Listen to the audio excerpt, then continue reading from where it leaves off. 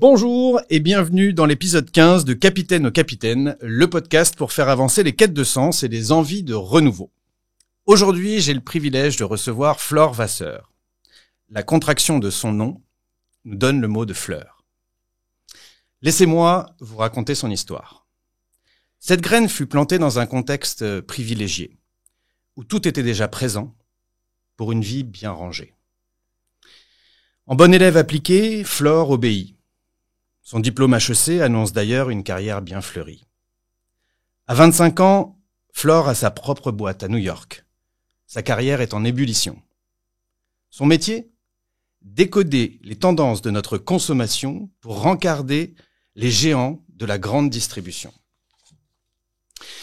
Mais le 11 septembre 2001, les fracas des tours changera à tout jamais son sort. Une carrière s'éteint, mais permet à la vraie Flore d'éclore.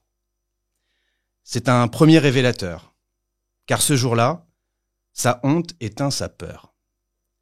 La fleur questionne le terreau dans lequel elle a grandi. Elle se détache de son tuteur consumériste et de son mode de vie. Elle enquête avec une curiosité à la hauteur de sa rage. Elle cherche à comprendre comment on en est arrivé là, film après film, page après page.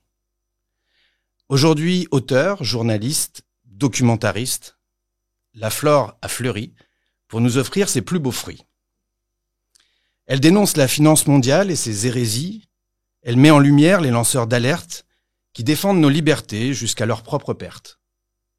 Elle promeut l'œuvre des activistes, de ceux qui se battent pour que la vie subsiste. Flore a trouvé sa forêt et développe ses rhizomes pour que demain soit plus serein pour nous et pour nos mômes. Aujourd'hui, elle vient nous partager son parcours de vie. Voici le témoignage authentique et sincère d'une femme accomplie. Bonjour Flore Vasseur. Bonjour, dis donc. Quelle entrée, merci. Écoute, wow. Ça valait bien ça. Merci d'avoir accepté cette invitation. Tu étais une des premières personnes que j'avais envie d'inviter dans ce podcast. Et voilà, ça fait 1 an maintenant et ça a pris le temps, mais on est là ensemble. Pour moi, t'es quelqu'un qui s'est déjà déraciné, pour continuer la métaphore de mon introduction, pour se replanter dans un environnement qui lui est plus favorable et qui s'est arraché à son destin pour écrire le sien. C'est ça je crois que ça va être le titre d'ailleurs, inventer son destin. J'ai été très inspiré, j'y fais référence par une interview que tu avais fait sur le média Thinkerview, qui m'avait interpellé, j'avais envie de creuser, donc j'y ferai quelques références. Mais dans cette émission, on s'intéresse au parcours de vie, aux transitions, aux bifurcations et surtout comment rester capitaine de sa vie. D'ailleurs, ce sera ma question de la fin. Ce sera ton mot de la fin, la conclusion. Le dernier mot sera pour toi sur cette question. Qu'est-ce que c'est être capitaine de sa vie? Mais d'abord, j'avais envie de t'interroger, sur le parcours intérieur qu'il y avait entre la Flore de New York à l'époque et puis la Flore d'aujourd'hui. Comment t'as réussi à inventer ton destin? Quelque chose qui m'a beaucoup touché aussi, c'est que t'évoques qu'un des points, on en reparlera, mais une discussion majeure avec ton fils de 7 ans et demi à l'époque avait été un grand tournant pour toi. Donc la question de la parentalité aujourd'hui, comment éduquer, comment élever, comment prévenir, tout en protégeant. Voilà, vraie question sur ce sujet-là. Ton dernier documentaire s'appelle Bigger Than Us, plus grand que nous, et ça m'a évoqué la notion de spiritualité. On parle beaucoup de religion aujourd'hui et peu de spiritualité, donc ça m'intéresse de savoir comment tu cultives ça toi. Et aussi comment tu gères ton rapport au monde aujourd'hui avec tout ce qui se passe. Quelle est ta lecture du monde? Voilà un peu pour les grands chapitres. Ouais. On a peut-être pour 3 jours et demi, je sais pas. En tout cas, on n'est pas à l'abri non plus de naviguer au grand large de l'improvisation. Il y a pas de souci. Mais ma première question, ce serait peut-être la plus banale du monde, mais c'est celle qui a déclenché ton dernier documentaire. C'est comment tu vas en ce moment? Là, tout de suite, maintenant, je vais très bien parce que tu me fais l'honneur de m'ouvrir un espace de parole. Bon, je sais pas qui je suis pour avoir toute cette place, mais je suis dans la joie là, tout de suite, d'être avec toi dans ce moment de connexion. Et je sais que ces moments sont très précieux. En ce moment, j'ai vraiment besoin de ça. Je trouve qu'on est dans un contexte extrêmement compliqué pour chacun de nous et aussi pour les gens qui militent, en fait, qui essayent de bâtir, je dirais pas des solutions, mais des autrement, en tout cas de montrer une direction. Là, on a l'impression que tout joue à contre, en fait. On a l'impression de perdre. On est vraiment dans un moment où les logiques de séparation, les logiques d'indifférence, de repli sur soi, de peur gagnent dans tous les sens. Ça s'incarne partout, quoi. Mais partout.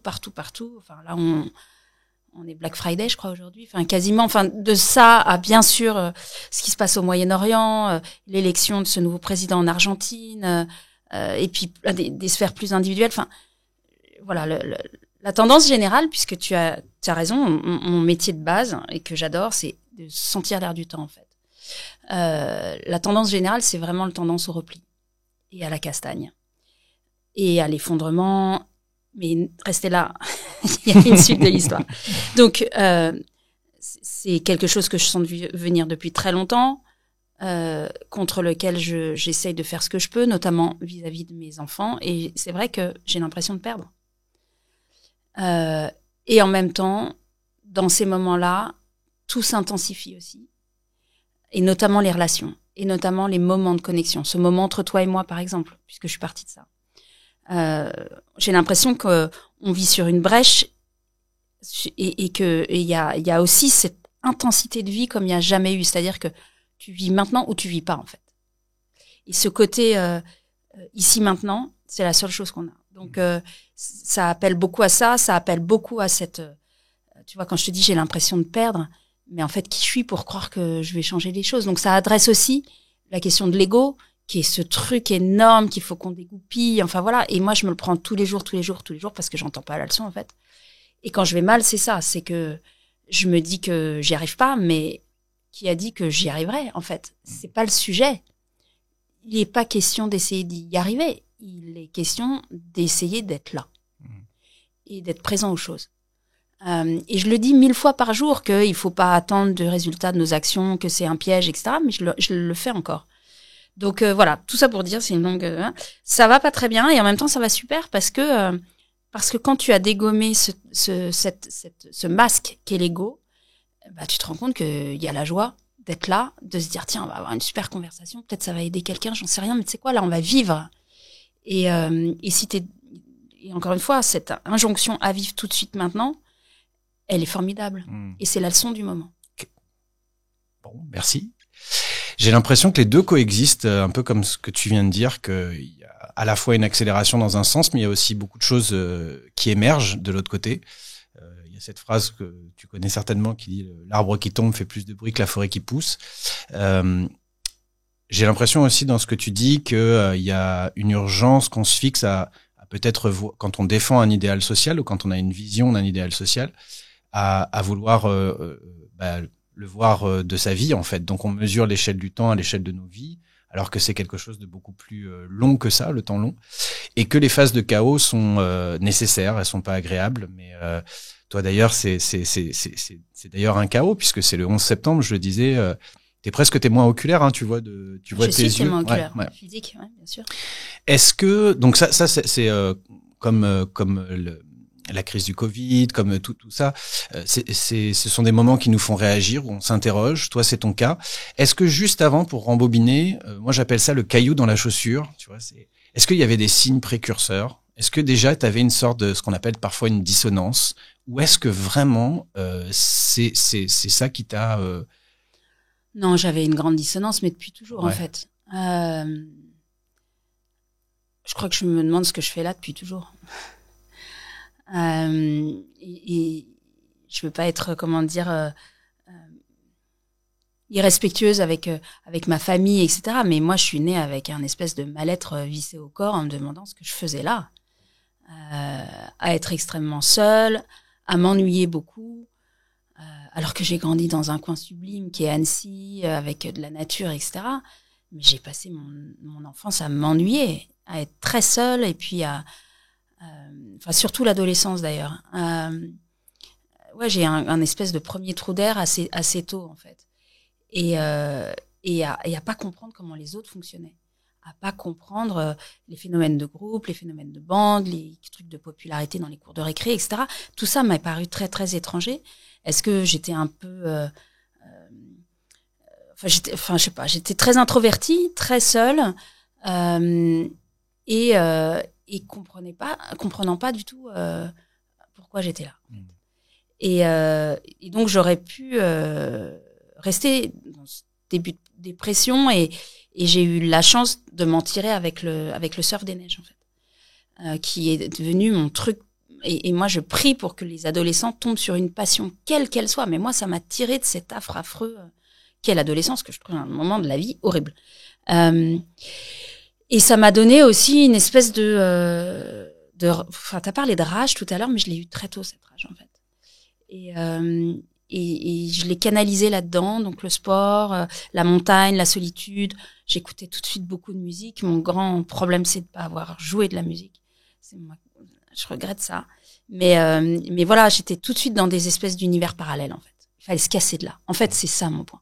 Très vite, il fallait se casser. Il fallait se tirer de là. Et finalement, tu vois, bon, effectivement, mon parcours, j'avais cette phase-là, cette partie-là de moi que je cachais, et j'avais un masque qui était tout va bien.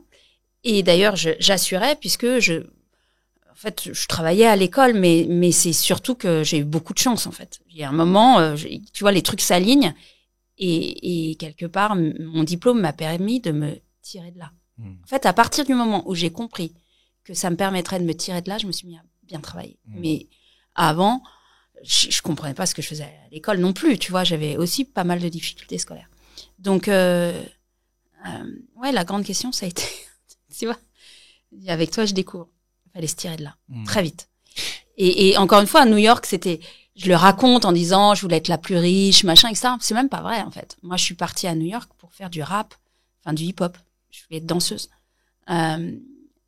Et bon, j'ai pas eu le temps de faire ça, mais c'était vraiment ça le plan. J'ai démarré ma carrière professionnelle puisque j'ai été recrutée sur le campus d'HEC. J'ai cru mourir d'asphyxie dans une entreprise, et je me suis tirée de là. Et j'ai créé une boîte à New York parce que c'était le seul moyen d'avoir un visa pour immigrer là-bas. Tu pouvais avoir un visa d'entrepreneur. J'ai pas rêvé d'être entrepreneur, c'est pas vrai. Je voulais vivre à New York, faire du hip-hop, et voilà quoi. Tu vois. Ok. Donc t'as ressenti ce tiraillement interne depuis longtemps. Est-ce qu'il y avait des choses qui, tu sais, un petit peu comme le bip bip quand on n'attache pas sa ceinture dans une voiture, là, ça devient de plus en plus agaçant. Est-ce qu'il y avait des choses qui revenaient de plus en plus fort? Est-ce que tu penses que finalement, le 11 septembre, enfin, tout ce qui s'est passé, c'était juste un accélérateur? S'il n'y avait pas eu ça, est-ce que, quelle aurait été la vie de Flore sans ça? Est-ce qu'il y aurait eu autre chose plus tard? J'aurais été une femme d'affaires triste, dure, perdue, dissonante, et je m'effondrerais devant mes films. Voilà. Enfin, clairement. C'est pas parce que je me donne, mais en fait, mon travail me permet de régler ma propre dissonance. Donc,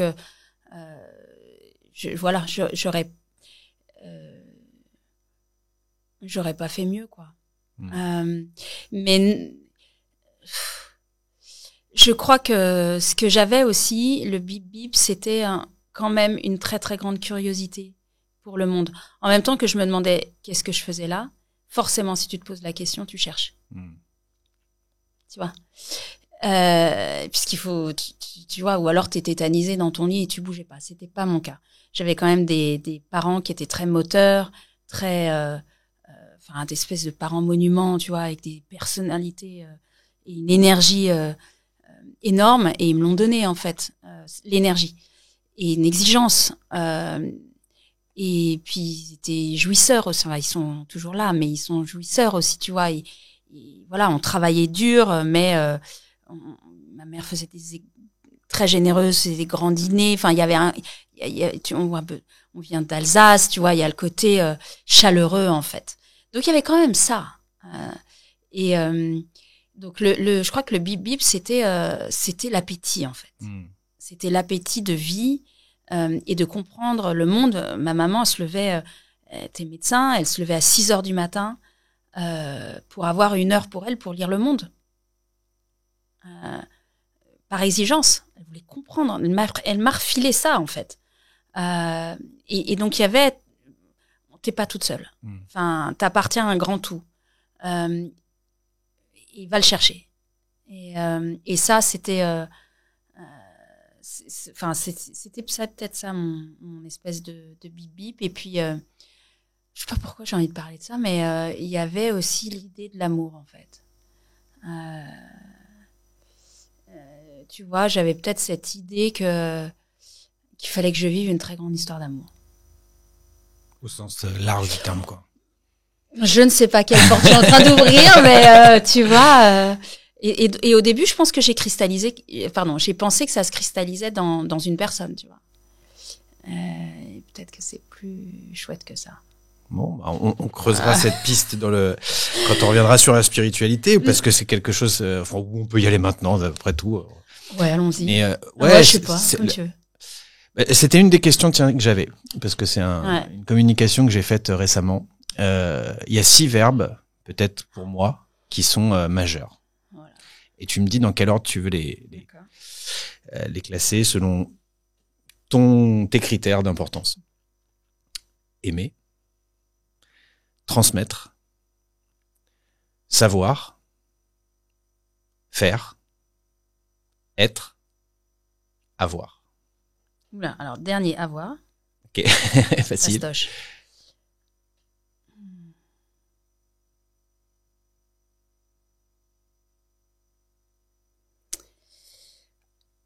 Attends, aimer, savoir, être, transmettre, faire. Savoir, aimer, transmettre, faire. Ah non, il y a le être. Attends. Pas facile. T'as 2 heures et 3 copies d'eau. Non, mais tu sais, alors pardon, pardon. Ça me fait penser à Teilhard de Chardin. Lui, il dit être aimé, adoré. Donc en fait, voilà, donc lui il dit ça. Je sais que le principal problème de tout ce qu'on vit, c'est l'ignorance. Donc c'est pour ça que savoir, je bute avec savoir. En même temps, j'aurais plus m'y connaître. Aimer, je pense que bien sûr je vais le mettre tout en haut. Donc aimer, savoir, aimer, être, savoir, faire, transmettre et avoir, tu le mets, mais même pas dans ta liste. Ok. Bon. Mais voilà, mais ça c'est un espèce de top 5 qui est vraiment concomitant, quoi. Super. J'en reviens à ton parcours. Donc, ok. En septembre, voilà, tu te prends cette claque. Comment ça se passe après? Parce que t'es passé dans l'interview que j'ai vue, t'es passé assez rapidement là-dessus en disant par quelle phase tu passes? Parce que je sais que des fois aussi, il y a un creux. Ouais. Bah, pour moi, il y a un creux d'1 an et demi. De désarroi, d'incompréhension. En fait, moi, j'ai l'impression de me prendre des portes de saloon dans tous les sens, quoi. Et aussi, tu vois, c'est aussi des moments hyper importants. Tu disais tout à l'heure, les creux, les creux, les épreuves, c'est les endroits où il faut aller, en fait. Vraiment, je suis tombée sur une phrase de Rumi hier, qui disait à peu près ça. Bénis les moments de tristesse, car ils sont là où est ta bougie.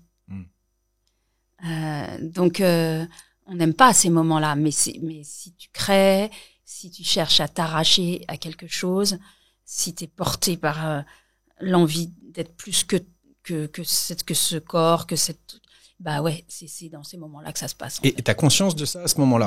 Non, à ce moment-là, je suis. Tu peux pas faire autrement. Non, à ce moment-là, je suis une programmation, un canard sans tête qui court.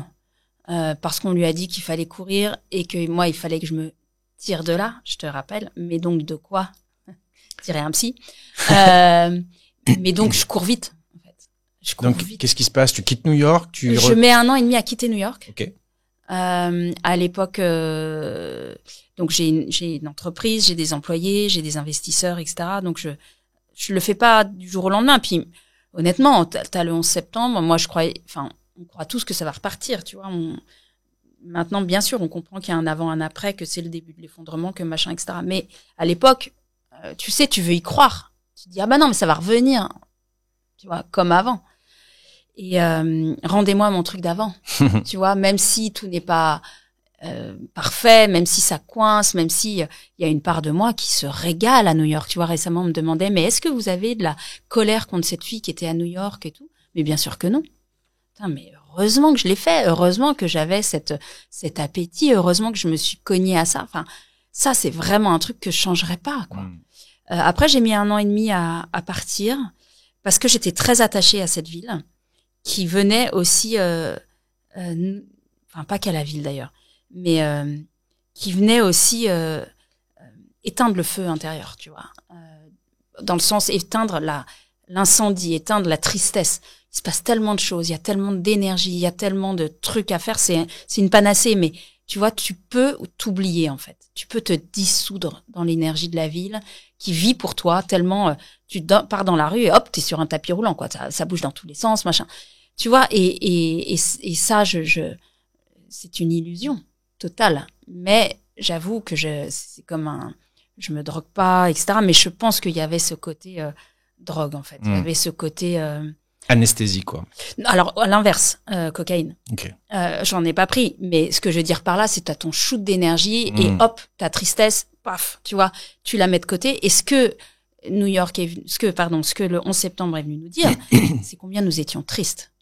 Et ça se voyait encore plus à New York parce que tout à coup, quelqu'un a arraché la prise.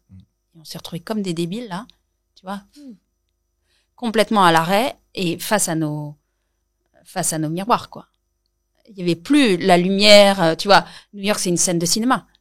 Bon, bah là, tout le plateau s'est éteint et nous étions nus. On a revécu ça d'ailleurs en 2020 au moment du premier confinement, etc., où on était estomaqués devant nos télés en voyant Paris vide, les rues complètement vides. Enfin, moi, en tout cas, je me souviens être en état de choc, quoi, dire mais c'est pas possible, jamais dans je me croyais dans un film de science-fiction. Et c'est incroyable à quel point on oublie très vite parce que quelques semaines plus tard ou quelques mois plus tard, une fois qu'on était sorti de cette atmosphère, finalement, j'ai l'impression que tout est reparti comme avant et qu'on a eu très très vite oublié cet épisode de sidération. On était là en disant mais what? Ouais, moi alors peut-être parce que j'ai aussi vécu cet attentat-là et moi je suis encore avec je pense souvent à cette période où on a été isolés les uns des autres. Pour moi, ça a été une période très douce en fait. Alors j'étais inquiète, mais tu vois, ça m'a posé aucun problème en fait. Bref. Mais c'est presque obscène tellement. Moi, j'en ai profité parce que tout à coup, ça s'est arrêté. Le train fantôme s'est arrêté. et bon, bref. Mais par contre, tu vois, quand on parlait tout à l'heure je te disais tout à l'heure que ce qui me fait du bien en ce moment, c'est de me dire qu'on est liés. C'est de me dire, tu vois, c'est ce moment qu'on est en train de vivre, la joie de se rencontrer, etc. Bah, ça aussi, je pense que c'est une expérience post-Covid parce qu'on a été tellement isolés que justement, très souvent, tu vois, je suis en train de discuter avec quelqu'un, je me dis, oh là là, tu te rends compte la chance que t'as, t'es en face de quelqu'un, en vrai, t'es pas derrière un écran. Tu vois, moi, j'ai l'impression que ça m'a remis du sel dans tout ça, tu vois, et de me rendre compte combien c'est exceptionnel de se croiser. Ok. C'est bien, on surfe et t'aimes bien le surf, donc voilà.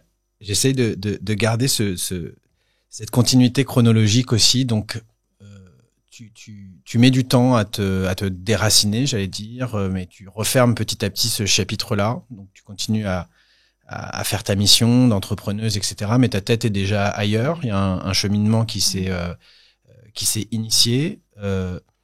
Et après, tu pars carrément à Kaboul, c'est ça, pour comprendre comment ces bombes comment ces avions, en tout cas, ou ces actes terroristes sont arrivés jusque-là. Qu'est-ce qu'on a pu faire au monde, tu dis, pour qu'on en arrive là. Pareil, parce que tu dis ça comme si c'était facile. Oui, voilà, j'étais à Kaboul. Comment ça se passe? Est-ce que, enfin voilà, encore une fois, la mécanique qui. Ah bah, c'est l'amour, en fait. À l'époque, je suis hyper amoureuse de quelqu'un qui est au moins aussi barré que moi et dans laquelle avec lequel j'ai eu une histoire d'amour très très compliquée, très intense, très passionnelle, d'amour et puis de séparation. Ça dure 10 ans cette histoire, en fait. Et en fait, le moment où je vais à Kaboul, c'est pour le retrouver aussi. Donc je me la raconte que je suis allée à Kaboul pour sauver le monde. Mais il y a aussi la part personnelle je vais rejoindre un homme qui vit quelque chose d'énorme et qui correspond aussi éthiquement à ce que j'ai envie de vivre. Donc il y a quelque chose qui s'aligne, tu vois, et donc j'y vais pas toute seule. Je vais rejoindre un groupe qui est déjà installé. Tu vois, c'est une espèce de communauté. Moi, ça m'éclate de vivre en communauté. Enfin, tu vois, il y a le côté pied nickelé, en fait. D'un espèce de, tu vois, d'une vécu de la mondialisation qui est pas du tout celui que tout le monde vit, tu vois, mais où ça rigole aussi et ça dit mais qu'est-ce qu'on fait en fait? Et il y a plein de défauts dans ça, il y a plein d'erreurs, il y a plein de comment dire, il y a plein d'arrangements, mais encore une fois, il y a de l'appétit, tu vois. Et là aussi, je suis tellement reconnaissante de l'avoir vécu, même si je sors de là, mais complètement explosée. Je sais même pas comment j'ai survécu à toute la tristesse que j'ai vécue, mais c'est pareil, quoi. Faut y aller, quoi. Faut le faire. Et jamais de la vie, je me dis que c'était une erreur, quoi. Jamais. Une question aussi qui me venait, c'est forcément ça doit poser des questions à ton entourage, aux gens qui t'aiment, à tes parents, etc., qui doivent s'inquiéter peut-être de ce côté un peu déprime que tu as pu avoir, dire mais qu'est-ce qu'elle fait? Comment on explique aussi, comment on vit? On a besoin de nos proches, on a besoin du soutien de nos proches, et je sais qu'il y a pas mal de personnes dans leur transition de vie qui ne se sentent pas compris par leurs proches, à qui ils ont l'impression d'essayer de les convaincre, mais qu'on se dit qu'est-ce qu'elle est en train de faire? Comment toi t'as vécu ce moment-là? Ouais, alors je crois que mon diplôme a fait que j'ai acheté la paix sociale. Fallait pas, tu vois. Bon. Donc j'ai fait ce que vous m'avez demandé. Voilà, exactement. Donc maintenant c'est bon, quoi. Okay. Et c'est vrai que le diplôme est un gage de sécurité, quoi, tu vois. Donc et ça t'achète la paix sociale pour tes parents. Après, mes parents ont découvert que j'étais quelqu'un d'autre que ce qu'ils croyaient à la lecture de mon premier livre. Mais jusque-là, on n'y est pas, tu vois. Donc, ils voient que j'ai beaucoup d'énergie, que j'ai des idées, que j'ai peur de rien, mais ils m'ont élevée comme ça. Ils ont un peu leur monnaie de la pièce, quoi, tu vois. Donc, tu vois, grande exigence, grande solitude, entrepreneuriat, en fait, tu sais quoi, c'est toi qui m'as programmé comme ça. Donc, par contre, il y a de la violence. Je pense que il y a un côté, je pense chez eux, totalement en sidération. Et puis, je pense vraiment qu'à l'époque, on peut pas me parler, quoi. Tu vois, je suis en colère. Donc, mes parents, très gentiment, se taisent. Ils voient que je suis pas dans une spirale de destruction. J'y vais, je crée, mais par contre, je hurle déjà sur, tu vois, tout le discours ambiant, sur l'Amérique, machin. Mais moi, je suis déjà... Enfin, je suis très c'est la période peut-être de ma vie où je suis plus en colère, tu vois, parce que j'ai pas encore réussi à canaliser, donc et en faire quelque chose. Mais par contre, je suis une bombe à déflagration, quoi. J'arrête pas d'hurler, je suis infréquentable. Tous mes potes HEC, enfin, tu vois, je suis infréquentable. Tu vois, je disais tout à l'heure, je suis dépressive, mais non, en fait. Et surtout quand on me retire de New York, qui finalement, je te disais, éteint le feu parce que tu as beaucoup plus d'énergie à l'extérieur qu'à l'intérieur. Quand je me retrouve à Paris, tout à coup, j'en ai plus que les gens autour de moi ou que la ville, et du coup, je la canalise pas, et encore une fois, je suis infréquentable. Donc, pour mes parents, ouais, ça a été, je les ai eu longtemps et beaucoup. Alors, je sais pas si je les ai inquiétés, parce que c'est aussi des personnes qui étaient très dans leur travail à eux, dans leur mission à eux. Peut-être qu'ils sont bien arrangés avec la réalité, ils ont fait comme ils ont pu. Je les adore, hein, mais au-delà mais c'est vrai que même aujourd'hui, ma maman que j'adore ne comprend pas ce que je fabrique. Et c'est vrai qu'il faut faire le deuil de ça. Passez pas trop de temps à essayer de vous expliquer, tant pis. Ouais. Franchement, il faut d'autres soutiens, et c'est vrai qu'il faut les trouver. Mais au moins, ils m'ont pas mis des bâtons dans les roues. Ils ont pas dit c'est pas bien, etc. Ils m'ont juste dit je comprends pas. Et ben je leur disais moi non plus je comprends pas. En fait, donc tu vois, quand je te disais il y avait un truc violent, c'est j'étais comme quelqu'un qu'on ne pouvait pas toucher, tu vois, parce que je mordais. Voilà, tu vois, je te donne des trucs. Ah, Mère Teresa, là, hein, t'as vu? Et au-delà de tes parents, t'étais quand même dans des cercles, des cercles assez élitistes, d'ailleurs, de par ton diplôme ou ton environnement. On a toujours envie d'appartenir. C'est dur de s'arracher aussi ou de se couper parfois de cercles parce qu'on le doit, pas parce qu'on est plus Bah, écoute, une amie m'a dit un jour que ouais, j'étais quelqu'un de torturé, quoi, tu vois, et c'est un grand mot, hein, puisqu'on dit, mais intérieurement, ouais, je regardais tout ça avec, sidération, en fait. Je comprenais pas que les gens continuent comme avant. Et donc, j'ai passé énormément d'années à hurler dans le désert, ouais. Donc, c'était compliqué pour les autres, c'était surtout compliqué pour moi. Et finalement, tu vois, ma grande histoire d'amour, partir, machin, bah, c'était des bons moyens de surfer l'époque aussi, tu vois. Et ce désarroi, il fallait que j'entende la leçon, tu vois. Fallait que j'entende la leçon, qu'il fallait que je, plutôt que d'hurler sur les autres, que je descende en moi profondément pour aller chercher quelque chose de ça. Parce que effectivement, hein, le parcours d'écriture notamment, j'arrive pas à me mettre facilement à écrire, tu vois. C'est toujours pour moi une espèce de plongée en eau profonde très douloureuse, quoi. Et donc c'est que quand t'as les deux pieds à terre que tu peux y aller, quoi. Qu'est-ce que, sur la base juste de ton témoignage, hein, mais qu'est-ce que toute cette transition, qu'est-ce que tu conseillerais ou qu'est-ce que tu retiens des apprentissages pour toi qui pourraient être utiles à une personne qui nous écoute et qui sentirait ce tiraillement intérieur et qui voudrait lancer sa transition? Alors, moi, je me sentais peut-être un peu coupable de pas être comme les autres. Vraiment, je me cognais à tout, quoi.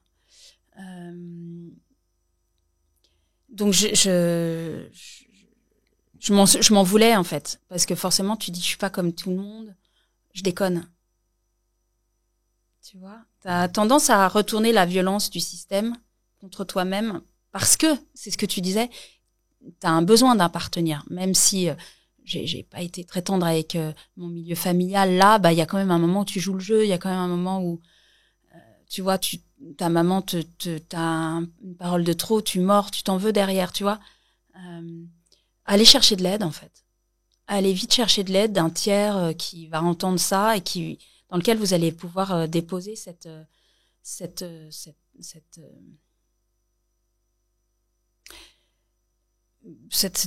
ce désamour de soi, en fait. Il faut vite aller se mettre dans les mains de professionnels, en fait. Ça existe. Et moi, je sais qu'il y a un bonhomme qui m'a sauvé la vie, hein. Mais vraiment. Et j'aurais peut-être pas dû arrêter, quoi. Tu vois. Mais voilà, allez chercher de l'aide. Reconnaissez ce moment-là pour ce qu'il est, une crise. Mon psy de père dit, c'est ce qui a traversé, en fait. Donc, faut pas l'éluder, faut pas la fuir, plonger, mais y aller pas seul. Faut s'entourer. Et finalement, le rôle de la famille, c'est juste d'indiquer ces chemins-là. Ne demandez pas à vos familles de porter ça pour vous. C'est pas le lieu, en fait.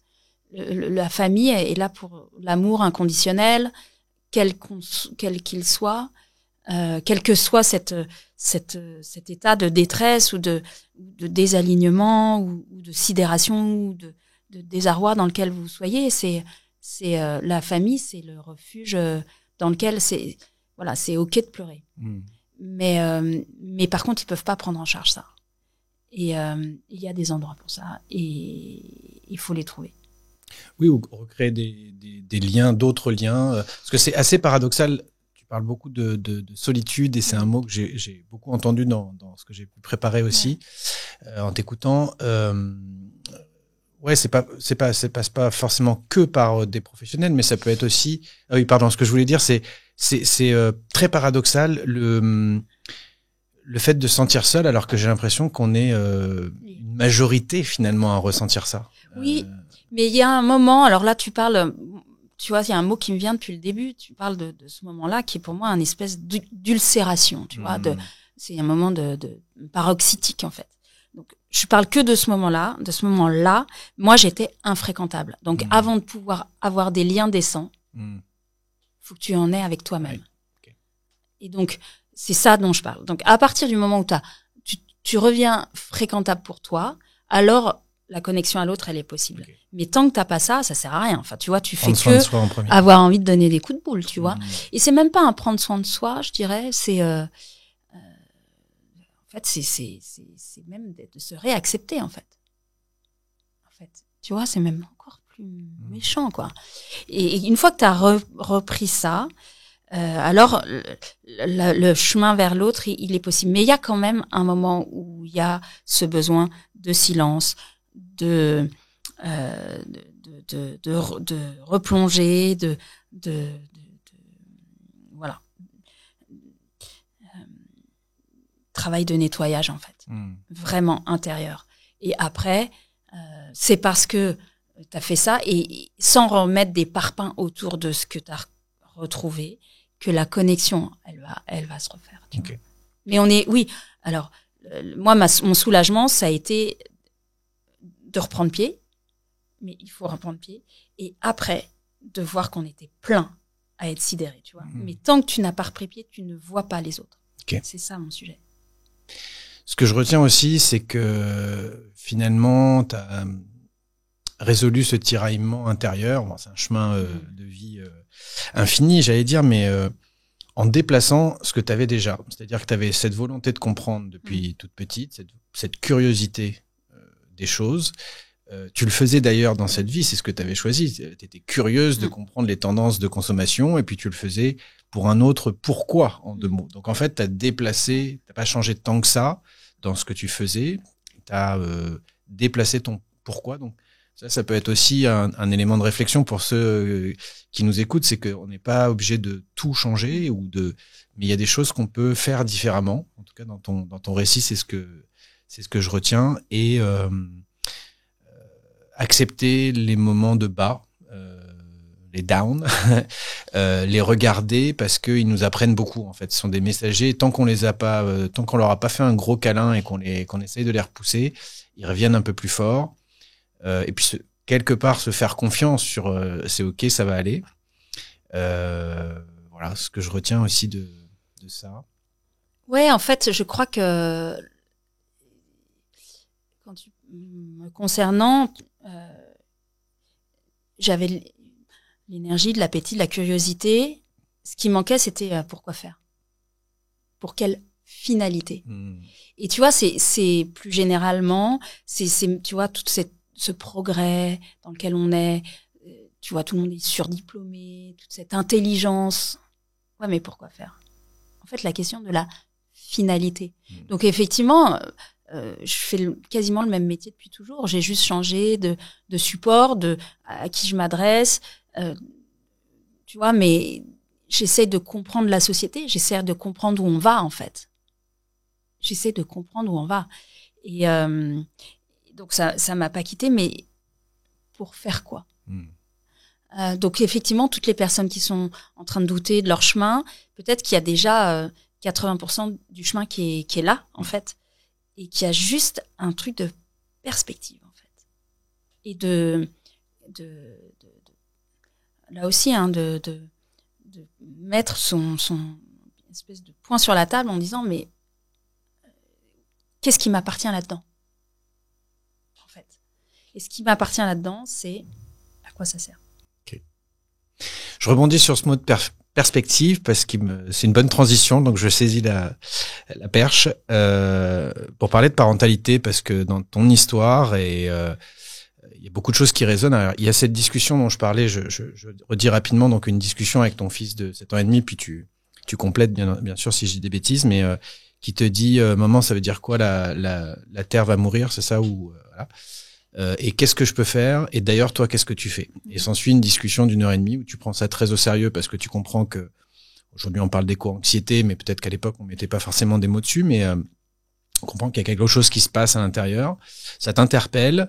Il y avait dans ce que j'ai retenu aussi dans l'attention et le projet que tu as eu envers Aaron Swartz, qui était donc un lanceur d'alerte. Tu l'évoques aussi comme un enfant finalement qu'on a laissé tomber. Donc il y a le mot d'amour qui revient, il y a le mot de solitude, il y a le lien à l'enfance. C'est encore des choses qui t'émeuvent beaucoup, puisque tu dis que dans les projections de Bigger Than Us, il y a plein de gamins qui viennent te faire des câlins à la fin et qui voilà, où ça t'interpelle aussi en disant mais où sont les parents?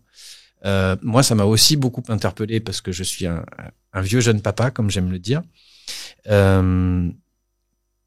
Et ça m'avait ému quand tu avais évoqué cette discussion, parce que c'est quelque chose que j'avais déjà en moi en me disant waouh, je fais un enfant aujourd'hui dans ce contexte, c'est un choix conscient que je ne regrette pas. Et pour autant, quand elle va me dire, quand elle sera en âge de comprendre, qu'est-ce que je vais lui dire? Non pas que je me sente coupable de quoi que ce soit, mais on sait des choses et voilà. Donc je me suis perdu dans mon truc, mais c'est pas grave. C'est quoi être parent aujourd'hui? Parce que c'est une vraie question. C'est quoi être parent dans le monde dans lequel on vit actuellement? Bah, tu vois, la question de pourquoi faire, elle est essentielle, en fait. On est parent, pourquoi faire? Et c'est un rôle, enfin, c'est le rôle le plus important qu'on puisse avoir, hein. Et c'est d'ailleurs un chemin spirituel. C'est le chemin spirituel. Essentiel. Parce que pour le coup, les enfants sont nos maîtres, sont nos guides. Tu vois, quand mon fils il me dit ça à 7 ans et demi, maman, ça veut dire quoi? La planète va mourir, et qu'est-ce que je peux faire? Et qu'est-ce que toi d'ailleurs tu fais? Tu peux balayer ça d'un revers de main, ou tu peux te dire waouh, qu'est-ce que je vais faire de ça, quoi. Et on n'a pas les réponses. Et il y a pas de mode d'emploi. Et on vit une période dans laquelle il n'y a pas de mode d'emploi. Donc, mais néanmoins, toi, tu as décidé d'être parent. En plus, tu l'as fait consciemment. Moi aussi. Donc, je prends ce rôle au sérieux. Mais ça veut dire quoi aujourd'hui? Enfin, c'est ta question. J'ai pas la réponse. Je dis juste que c'est la question la plus importante de toutes, quoi. Et ce que je vois beaucoup, c'est que il y a cette crise de la parentalité, ouais, je pense que énormément de parents ont lâché l'affaire parce qu'il y a les réseaux sociaux, parce qu'il faut, tu vois, enfin, mais finalement, moi, je ne fais que questionner. J'en ai beaucoup parlé de mes parents là, tu vois, je fais que questionner l'éducation que j'ai eue, leur rôle, comment ils ont été présents, pas présents, mais qui je suis moi. Est-ce que je fais mieux? Et probablement qu'en tant que parent, je me répare de ce que j'ai vécu en tant qu'enfant. J'essaie de pas refaire les mêmes erreurs, mais j'en fais d'autres. C'est pas parfait. Et puis on est en face d'un truc énorme qui est que la société est plus forte que nous, quoi. Et donc, quand mon fils me pose cette question, bah bien sûr, c'est quelque chose qu'il a entendu à l'école. Et donc, comment je colmate le truc? Est-ce que je colmate ou est-ce que je prépare? Là, il est ado maintenant, on est en plein dans la baston des réseaux sociaux, des baskets, des trucs. Mais comment ce qui est le truc que je déteste le plus au monde. Tous les jours, je travaille et toute mon action est faite pour mettre autre chose dans le crâne des enfants. Mon propre fils, il tombe là-dedans. Je fais comment? Ça veut dire quoi? Comment je tiens? Est-ce que ça veut dire que ça sert à rien, j'abandonne? Est-ce que ça veut dire que, enfin, tu vois? Et là aussi, c'est le chemin, c'est l'humilité, maman. C'est pas parce que tu fais ça que je vais t'entendre. C'est pas parce que, tu vois, il y a aussi ce truc. Donc mais il y a l'idée, en tout cas fondamentale, je pense, de tenir et d'accepter de ne pas être dans la séduction, d'accepter de ne pas être forcément aimé. Il y a un rôle à tenir, en fait. Il y a vraiment un rôle à tenir. Et il n'y a plus personne qui le tient. Enfin, je veux dire, on est dans un monde où toutes les autorités sont en train de lâcher. Tout ça, ça veut plus rien dire, quoi. Enfin, tu vois, l'autorité politique prennent des décisions. Enfin, tu vois, la question de la, ouais, tu vois, même au niveau qui considérait ce qu'on n'est pas, tu vois, mais que les citoyens sont des enfants et que les institutions sont des parents, mais même ça tient pas, quoi. Plus personne ne tient son rôle, en fait, voilà. Plus personne ne tient son rôle. Ce qui reste, c'est le rôle de parent. Donc, est-ce que comment tu peux espérer que les gens tiennent un rôle si toi, dans ton rôle le plus fondamental, tu le tiens pas? Tu vois? Et ça m'amène à un livre que je suis en train de lire qui est extraordinaire, qui parle de justement comment tenir aujourd'hui, qui est ma grande question, dans tous nos rôles. Et lui, il pose quelque chose de assez fondamental et finalement très simple à comprendre. C'est même pas l'idée d'être un bon parent. L'idée, c'est d'être un bon ancêtre. Donc, toutes les décisions que tu prends, tout ce que tu fais, tu le fais pour les 7 générations à venir. En honorant les 7 générations passées. C'est bon, ça, c'est un truc amérindien, mais une pensée amérindienne, mais c'est aussi fondamental, tu vois, l'idée de te dire, donc, je le fais pour mon fils, puis pour le fils de mon fils, puis pour le fils de, en te disant, oui, bon, tu vois, avec cette conviction que la vie continuera, tu vois, mais c'est cette posture de dire, ok, là tout de suite, je suis en colère, tout de suite par la discussion que je viens d'avoir, je suis en colère de pas y arriver, je suis challengée sur mon amour inconditionnel. Comment je trouve de l'inconditionnalité là-dedans? Comment je suis cet espace refuge pour lui, alors que tu vois, ou elle, alors que je comprends pas comment. Et en fait, tu dis, en fait, c'est plus grand que ça. C'est plus grand que ça. Et être cet espace refuge, moi, c'est ce que j'essaye de faire. Donc, tu vois, c'est cette idée d'être un espace de sécurité pour que, ils puissent vivre leurs contradictions. Ils puissent vivre aussi ces rites de passage, ces histoires de réseaux sociaux, c'est rien que des rites de passage en fait. Mais comment tu fais justement, quel discussion vous avez quand il dit maman je veux le portable, je veux la dernière paire de baskets, je veux ça, comment J'ai eu la chance de pouvoir tenir pendant jusqu'à sa 4e sans téléphone portable. Et il n'y a pas de télévision à la maison, je coupe le wifi, enfin bon bref. Donc j'ai réussi à tenir ça, mais même en les mettant sous cloche. À partir du moment où tu enlèves la cloche, le truc revient, et c'est comme si tu n'avais rien fait. Franchement. Mais je suis contente de l'avoir fait parce que je me dis, ça aurait pu être pire. Mais vraiment, ce truc est tellement fort. C'est vraiment une saloperie organisée. Pardon, mais c'est vraiment une industrie du sabotage, en fait. Donc, j'ai beau avoir tenu, ça revient comme une vague et elle déferle, etc. Donc, je m'en sors très mal. Et je déraille souvent. Et c'est les dernières choses qui me mettent en colère, tu vois. C'est l'endroit où c'est vraiment l'endroit où je craque très fort. Et peut-être que ça craque très fort parce que aussi, aux autres endroits, je craque pas parce que je tiens. Alors sur quoi il faut pas lâcher justement? Tu parlais de tenir son rôle. Il y a des batailles qu'on peut pas gagner, on peut pas gagner surtout, mais sur quoi il faut surtout pas lâcher à ton avis? C'est Mohamed qui dit ça. Tu survis pas parce que tu penses que ça va aller mieux. Tu survis parce que t'es curieux sur ce qui va se passer demain. Donc moi, je m'accroche à cette curiosité-là. Je m'accroche à aussi à cette pensée dans laquelle je suis, enfin cette croyance dans laquelle à laquelle je me reconnais bien, qui est ça va passer. This will pass too.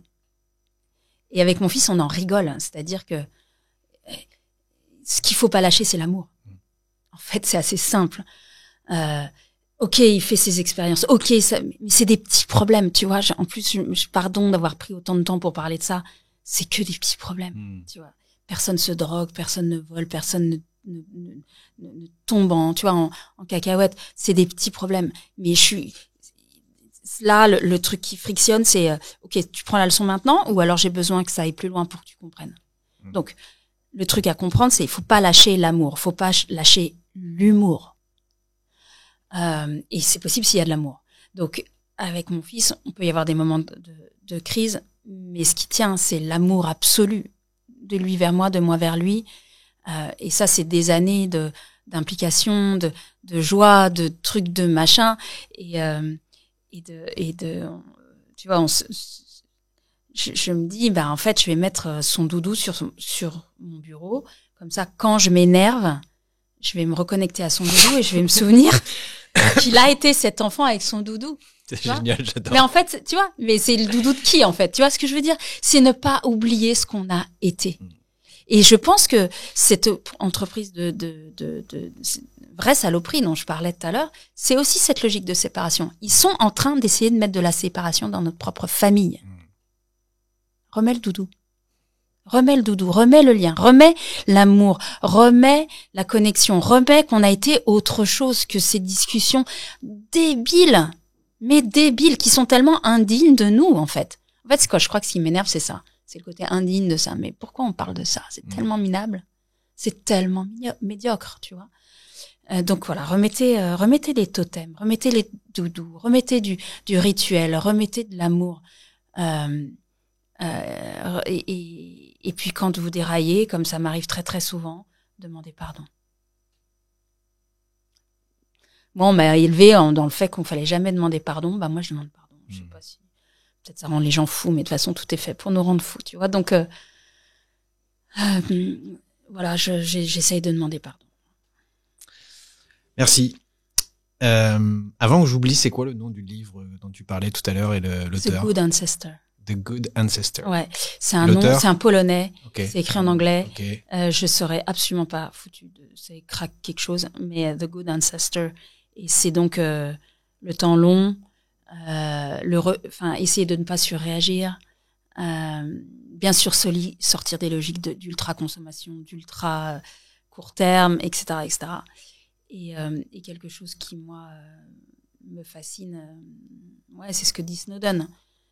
Poser sa brique quelque part dans l'absolue conviction que quelqu'un d'autre va mettre sa brique par au-dessus, quoi. Tu vois? C'est beau. Ouais. Je pense que c'est vraiment le truc dans lequel il faut qu'on s'inscrive, quoi. T'as fait un choix, t'en as parlé, de limiter ton revenu annuel. Ouais. Je reviens dessus pour ceux qui n'ont pas entendu, mais de 35 000 euros parce que tu voulais pas être prisonnière de d'un confort et finalement de doter cette variable-là. C'est bizarre, mais la première question qui m'est venue, c'est comment t'es venue à ce chiffre? Est-ce que t'en as discuté avec ton mari? Est-ce que c'est de dire, tu vois, pourquoi 35 pas 40? Parce que t'as la possibilité de non, c'est vrai. J'ai un rapport totalement ulcéré aussi à l'argent. Vraiment, quoi. Et là, ça mériterait vraiment quelques séances de psy. J'en rigolais encore. Et donc, c'était mon salaire à la sortie d'HEC.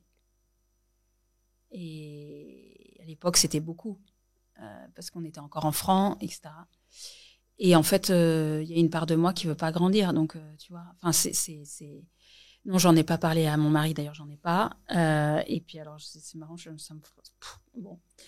ça m'aurait pas venu à l'idée. Et c'est plutôt, j'en suis pas fière, en fait, tu vois, de ce truc. Je sais pas si c'est sorti dans l'interview. J'en suis pas fière. C'est un côté obscur, ce rapport à l'argent pour moi. Je m'en méfie parce que je sais que c'est quelque chose qui a abîmé ma famille. Parce que ma famille, une partie de ma famille s'est disputée à cause de problèmes d'argent. Ça abîme notre monde. Néanmoins, c'est un moyen, et franchement, j'en gagnerai un petit peu plus. Peut-être que je ferai plus de choses, tu vois. Donc, il y a un côté, j'en suis pas fière de cette histoire. Et 35 000, ouais, c'est mon salaire à la sortie. Mais tu sais, encore une fois, j'en suis pas fière parce que c'est des endroits où je me piège un peu. Parce qu'en fait, avec un tout petit peu plus, je me ferai moins de trous d'air.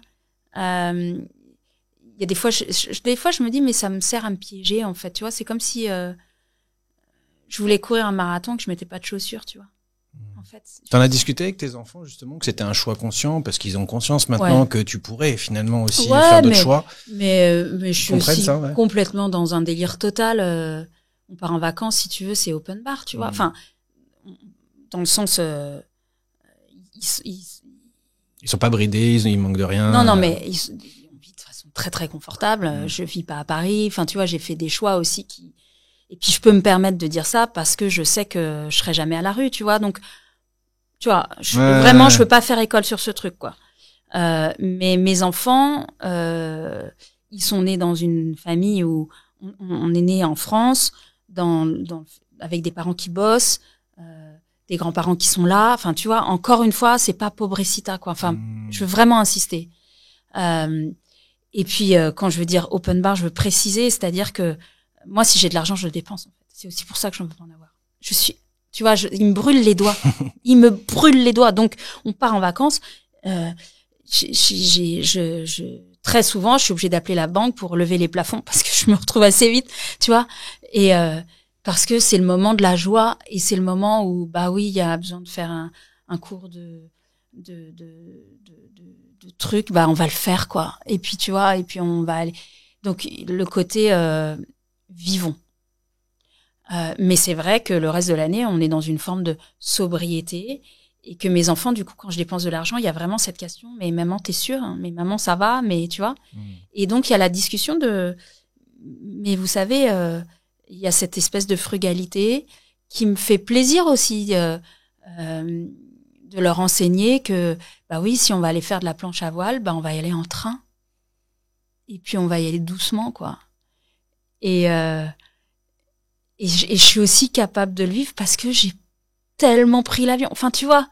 Donc, non, je suis pas Mère Teresa. Non, je suis pas, voilà, j'ai fait plein d'erreurs et j'essaye juste de leur montrer que ça peut être vraiment drôle de le faire différemment. Et donc, j'espère qu'ils vont aller plus vite que moi sur ce chemin-là. Tu vois. Mais cette frugalité, me nourrit beaucoup, ouais. Je trouve que, tu vois, c'est marrant parce que il y a cette histoire de contentement. Tu vois, on parle de sobriété, de décroissance et tout ça, ça marchera jamais, là. Ça marchera jamais. La joie, le contentement, la vitalité, la robustesse, ouais, ça c'est cool. Et en fait, ça, t'as pas besoin de beaucoup d'argent, en fait. Encore un autre paradoxe de notre époque, peut-être pas spécialement de notre époque, mais l'immédiateté, le plaisir instantané, en fait, conscient, présence, etc. Et puis penser au temps long, quoi. Il y a un autre élastique, je trouve, qu'il faut savoir cultiver aussi, quoi. Ouais, tu sais, c'est Einstein qui dit le temps n'existe pas. Hein. Il y a à la fois, t'as raison, il y a à la fois l'ici et maintenant qui t'appelle à être dans la profondeur, verticalité. Et il y a l'idée du bon ancêtre, donc des générations à venir, et donc de le refus du court-termisme. Mais en fait, l'ici maintenant, c'est même pas du court-termisme, c'est de la présence. En fait, c'est de la question de la présence. Mais donc, tu vois, quand je me dis, ben là, tout ce qui compte tout de suite maintenant, c'est la discussion qu'on a. C'est même pas du court-termisme. C'est-à-dire que si même la phrase que j'ai dite ne sert à rien, j'ai déjà perdu, tu vois. Ce que je veux dire, la question, c'est qu'est-ce que je mets là-dedans? Et puis, ça va s'arrêter, puis tu vas aller faire autre chose. Mais ce moment-là, il est irrécupérable. Mais il était là, il est déjà passé. Le truc d'après n'existe pas encore. Le truc qui existe, c'est ta. Par contre, ce moment-là précis maintenant, qu'est-ce qu'on fait tous les deux maintenant pour qu'il compte sur le temps long?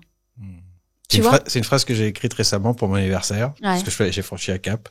J'ai dit, le futur n'existe pas, il sera toujours à 1 seconde de moi, mais je sais qu'il me surveille et qu'un jour il ne me ratera pas.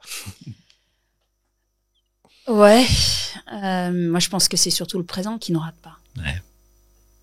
Tu vois, les synchronicités. Comment on réagit à tout ce qui se passe? Je vous ai beaucoup parlé de mon fils, mais voilà, tu vois, et ça c'est des moments que je rate nettement.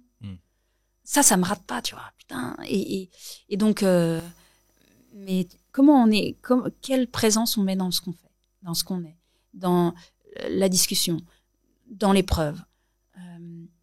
Est-ce qu'on est ouvert? Est-ce qu'on est capable d'accueillir ce qui arrive? Est-ce qu'on est capable de saisir ce qui est? Moi, je sais que tous les moments où j'ai marqué des trucs fabuleux dans ma vie, c'est juste parce que j'ai eu l'intelligence du moment. Ouais, c'est vrai. Mais sinon, non, c'est pas le truc, tu vois. Et est-ce que tu rigoles, en fait? Est-ce que tu souris ou est-ce que tu te blindes? Est-ce que tu y vas ou est-ce que tu te renfermes? Et c'est ce truc de Melati à la fin du film Bigger Than Us, notre film. Est-ce que tu réponds par l'amour ou est-ce que tu réponds par la peur? Tu vois, dans l'ultra présent. Je reprends mon fils parce qu'encore une fois, c'est pas réglé, quoi. Il y a ce truc qui se passe mal. Est-ce que je vais être dans la peur? Purée, mais non, mais tu vas pas encore passer X heures, tu vas faire ça. Est-ce que non, mais non, tu vois, non. Ou est-ce que, bon, tu sais quoi, t'as besoin de ça? Et je vais faire le pari que ça va passer. Mais je vais mettre une borne. Est-ce que dans l'intérieur de cette borne, t'es OK? Tu vois. Bon. Honnêtement, ça serait le truc bien qu'il faudrait que je fasse. J'y arrive 1 fois sur 3. C'est déjà super. L'année dernière, j'y arrivais pas, quoi. Tu vois. Ils en sont où de leur éco-anxiété, solastalgie? Que dalle. Que dalle? Alors, que dalle. Ouais. Et donc, je me dis, est-ce que c'est parce que j'ai bien bossé? Parce que finalement, il y a aussi ce truc de vivre avec moi, quoi. Quand tu dis que dalle, pardon, c'est qu'ils ont foi en l'avenir? Qu'est-ce que ça veut dire pour toi, que dalle? Ils y pensent plus? Alors, je pense que l'éco-anxiété, c'est pas les mauvaises nouvelles. C'est pas même l'accumulation des mauvaises nouvelles. L'éco-anxiété, c'est le silence des parents. L'éco-anxiété, c'est d'être seul. C'est d'être seul face à ce qui vient. Parce que dans les familles, ça parle pas.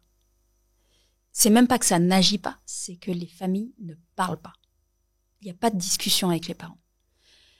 Donc, dans ma famille, avec mes enfants, je ne parle que de ça. J'incarne ça. Je les saoule avec ça. Ça fait 5 ans que je fais que ça.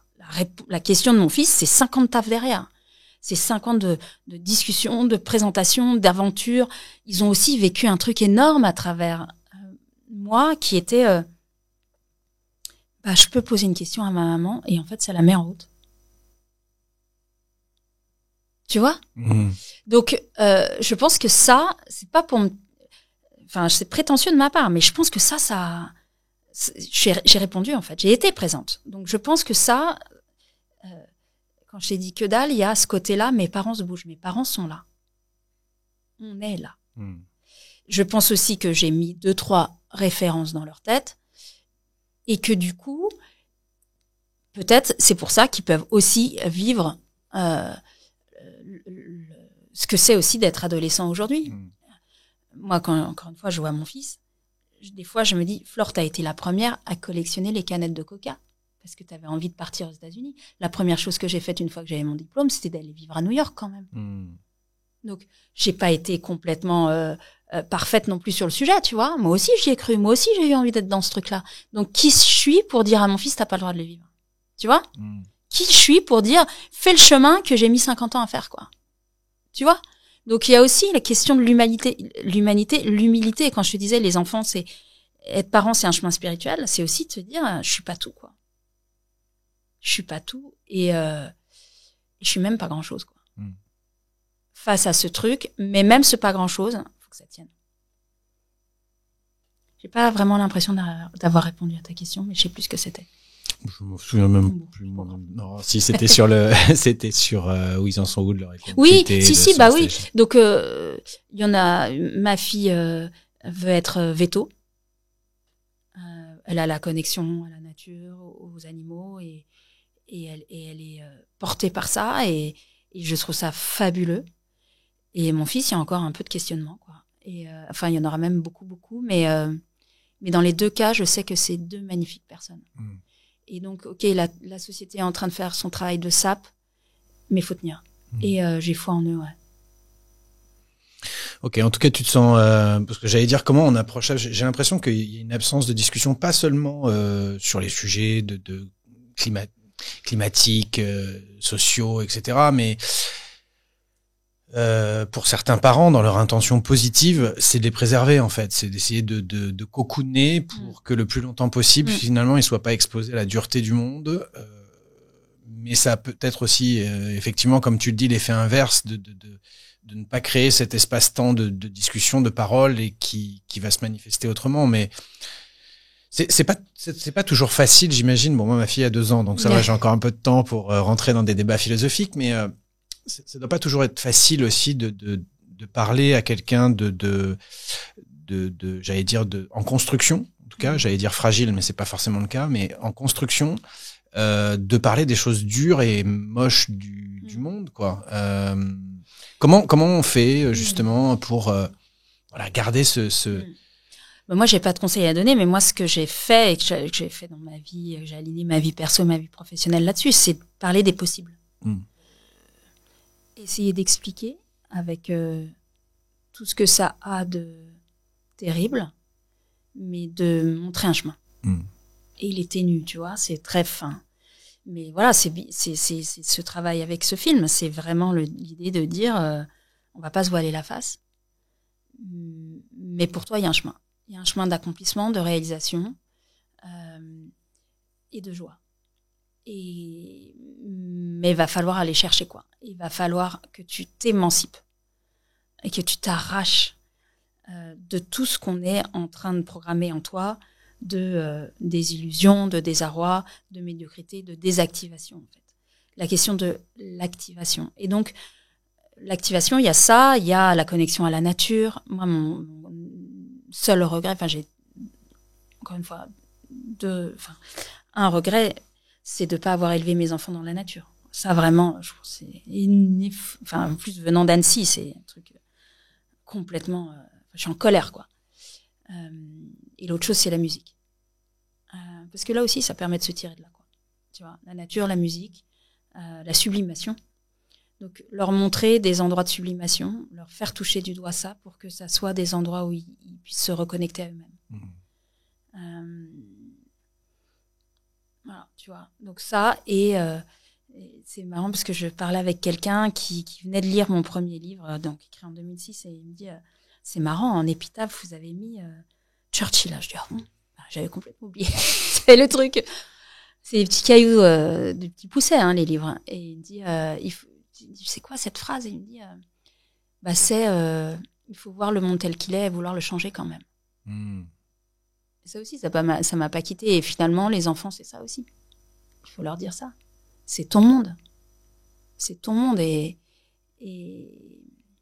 donc, quelle place tu prends? Et puis, ce que je voulais te dire depuis tout à l'heure, dans quelle équipe tu joues, quoi. Et il y a clairement 2 équipes. Donc, plus cette équipe dans laquelle toi et moi on est, etc., elle est joyeuse, ce serait quoi ces 2 équipes? Il y a la peur et l'amour. D'accord. Il y a la peur et l'amour, il y a le confort et il y a l'humanité. Clairement, il y a 2 équipes. Et c'est pas facile d'être toujours dans l'équipe de l'amour et de l'humanité, mais moi, c'est un soulagement d'y être. Et j'ai jamais été. Tu vois, tu me parlais de New York, tu me parlais de tout ça. Autant je suis très contente de l'avoir vécu, autant je retourne pas dans cette équipe. Mais jamais, quoi. Et je les regarde avec tendresse. Mais mon seul bâton de pèlerin, c'est d'être là-dedans, quoi. Tu vois, ma seule parade, c'est d'être là. Vraiment. Et une journée ratée, c'est une journée où j'ai été dans la peur et dans le confort. Ça m'abîme même physiquement, tu vois. Ah, je t'écoute, je suis ni pour ni contre, comme disait Coluche, bien au contraire. Non, j'essaye de faire gaffe. Je suis à la fois d'accord et à la fois j'essaye de faire gaffe à cette vision dichotomique, tu vois, qui peut amener au. Je crois que les deux cohabitent et que c'est ok aussi, tu vois. Je crois que, enfin, j'essaye de. Ouais, il y a beaucoup de gens qui réfléchissent sur la peur en me disant oui, je suis pas d'accord. La peur, ça peut être un moteur. Tu vois, Camille Etienne que j'adore, elle a fait tout un truc sur la peur en disant que c'est une force propultrice. Bon, je sais pas comment. Motrice, on va dire. C'est peut-être vrai, pas pour moi. Pas pour moi. Enfin, et peut-être c'est pour ça qu'elle vient souvent me chercher. Parce que ce que je veux dire, c'est que la peur, pour moi, enfin, c'est comme les émotions, tu vois. Émotion, c'est ce qui nous, effectivement, il y a le mot motion, le mot mouvement, tu vois, dedans. Et mais c'est pas une bonne émotion. C'est un messager. Oui, mais c'est pas avoir peur, c'est juste qu'est-ce qu'on en fait de cette peur. Et si on reste prisonnier de cette peur, si on sait pas l'écouter, etc. Oui, là, ça peut être vraiment destructeur pour le coup. D'ailleurs, tu as cette citation qui dit, c'est quelque chose que j'avais entendu. Les gens fragiles sont les gens qui ont peur de leur peur. Ouais, c'est vrai. T'as raison. Le problème, c'est pas la peur, c'est la peur de la peur. C'est ça. Ouais. Et je crois que ça a un nom. C'est pas peurophobe, mais je crois que ça a un nom. Ouais. Il faudrait que je recherche. Mais ouais, c'est comment on décrypte ce message-là en fait, quoi. T'as raison. T'as raison. Je suis pas. C'est mon point de vue, quoi. Mais effectivement, les mauvaises réactions, je réfléchis. En ce qui me concerne, c'est quand j'ai peur de ma peur. Ouais. Et quand je la reconnais pas pour ce qu'elle est. Et que tout de suite, je vais mettre un truc dessus parce que je pourrais pas l'accueillir. Bon, on est déjà dans la spiritualité. Là, en tout cas, ce que je retiens pour clore le côté parentalité, laisser des espaces temps, des espaces d'échange, détecter aussi les signaux faibles, être à l'écoute de ce que les enfants vivent, de rester connectés, non pas seulement à leur quotidien, comment ça va à l'école, mais de parler de leurs états d'âme, de leurs doutes, pas seulement autour du climat et de ce qui se passe dans le monde, mais dans leur monde intérieur aussi. Je retiens aussi nos échanges, peut-être la notion d'exemplarité, que finalement nos enfants ils font pas tant ce qu'on leur dit, mais ce qu'on fait. Et voilà, donc déjà et puis de croire en l'amour en fait. C'est aussi c'est aussi des très très grandes personnes en fait.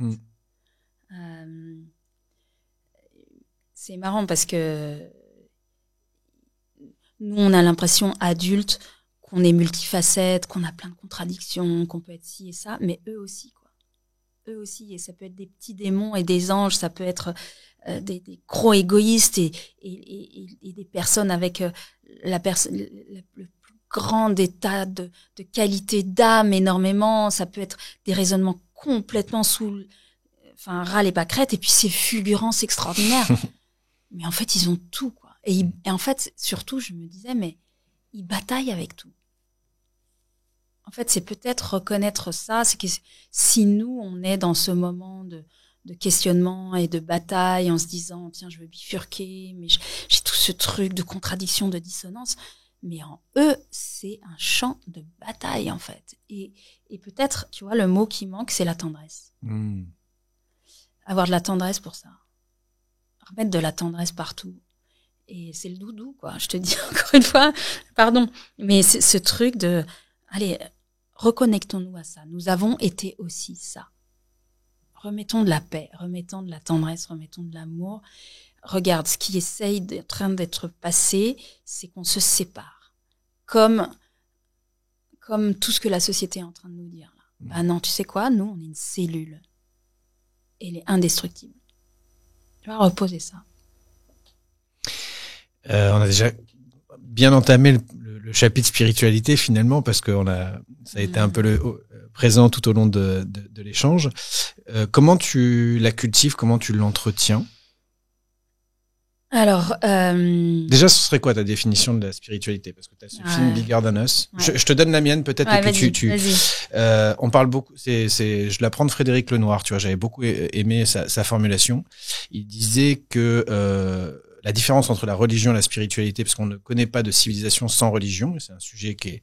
Voilà. Mais donc la religion, c'est la dimension horizontale qui nous unit et qui nous réunit autour de croyances, voilà, dans lesquelles on se reconnaît. Donc c'est l'appartenance, avec tout ce que ça a de bon et de moins bon. Et la spiritualité, c'est la dimension verticale, individuelle, personnelle, qui nous relie à quelque chose qu'on appelle comme on veut, et qui nous relie, voilà, qui nous élève spirituellement. Toi, tu l'appelles comment, justement, ce grand tout? C'est Bigger Than Us, oui. C'est quoi, bien sûr. Écoute, pour moi, c'est le soulagement d'appartenir à quelque chose de plus grand que moi. Mais je le dis mal, en fait, parce qu'en fait, je sais pas mettre des mots là-dessus, alors que c'est tout mon travail. C'est un truc de dingue, c'est-à-dire que, tu vois, tu me fais parler sur le 11 septembre, finalement, là, c'était, ce que j'ai découvert là, c'est l'urgence absolue à s'élever au-dessus de cette réalité matérielle qui nous emprisonne et qui fait de nous des êtres tristes. Et c'est là, en fait, que, tu vois, le premier truc arrive. Mais je le conscientise pas. Tu vois, et puis surtout, j'ai une espèce de programmation interne qui me fait me dire ah là là, c'est naze. Tu vois, t'es une hippie. Tu vois, j'ai plein de jugements négatifs qui se mettent là, et puis plein de justement parce que je fais pas ce distinguo entre la religion et la philosophie, non, et la spiritualité, pardon. Et il y a aussi la philosophie. Bah, c'est le chemin que j'allais prendre. Je refuse. Donc je vais aller lire les philosophes. C'est encore autre chose.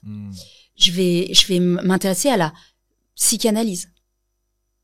Je vais aller sur le moi, tu vois, je vais aller sur le petit moi, je vais aller sur l'ego, je vais aller, oh là là, tu vois, c'est pas une perte de temps, mais, mon Dieu, prends l'ascenseur, quoi, tu vois, prends l'échelle. Et, donc, j'ai du mal à mettre des mots, mais je sais très vite que ce qui me sauve quand je fais cette énorme dépression après Kaboul, c'est les livres. C'est l'écriture, c'est les poètes. Donc pourquoi? Parce que c'est le chemin spirituel, en fait. Ils le disent pas. Tu vois, parce que, encore une fois, dans nos sociétés, c'est connoté tellement, et on a encore tellement d'a priori complètement négatifs là-dessus, alors que c'est c'est le chemin, quoi. Et donc je mets beaucoup de temps à accepter, et même là, tu vois, j'arrive pas à te donner une définition, j'arrive pas à t'en parler simplement, que ça fait partie intégrante que c'est ma vie, en fait. Et j'arrive pas à endosser ce rôle.